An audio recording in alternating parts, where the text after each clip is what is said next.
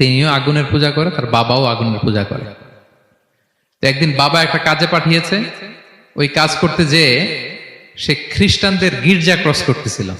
ছোট মানুষ গির্জা ক্রস করতে যেয়ে দেখে খ্রিস্টানরা কেমন যেন আলাদা ইবাদত করে, নামাজ পড়ে। এটা দেখে খুব ভাল লাগছে, তার খুব ভাল লাগছে।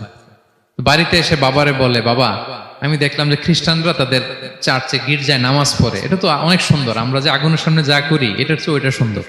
বাবা বলে, খাইছে, ছেলে তো আমার শেষ হয়ে যাবে।